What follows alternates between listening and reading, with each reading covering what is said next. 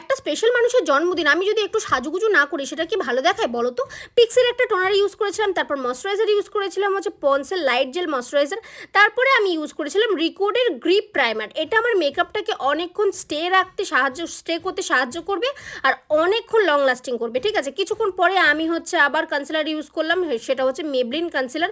এটা কিন্তু বেস্ট আমার জন্য স্পেশালি। তারপরে হচ্ছে আমার শেডের কিন্তু আমি নিয়েছিলাম, যে যা শেড তোমরা নেবে। তারপর হচ্ছে ফরএভার 52 ফাউন্ডেশন অ্যাপ্লাই করেছিলাম, তারপরে ব্লাশার ইউজ করেছিলাম লিকুইড প্লাস পাউডার, তারপরে আইশ্যাডো দিলাম, আইব্রো ড্র করলাম, লিপস্টিক পরলাম, একটু হালকা করে হাইলাইট করলাম, তারপরে হচ্ছে কম্প্যাক্ট পাউডার, সব কিছু অ্যাপ্লাই করার পরে ভাই ভীষণভাবে তাড়াহুড়ো করছে যে দিদি তাড়াতাড়ি নিয়ে বৃষ্টি আসবে, যেতে হবে আমাদেরকে। তাই আমি মেকআপটা লাস্ট অবধি শেষ করতে পারিনি। তারপরে গ্রিপ স্প্রে দিয়ে আমি মেকআপটাকে সেট করে নিয়ে চলে গেলাম, তাড়াহুড়ো করে বেরিয়ে গেলাম। আর তারপরে রাস্তাতেই ভিডিওটা আমাকে করতে হলো। যাই হোক, তোমাদের কেমন লাগলো অবশ্যই কমেন্টে জানাতে ভুলো না। টাটা।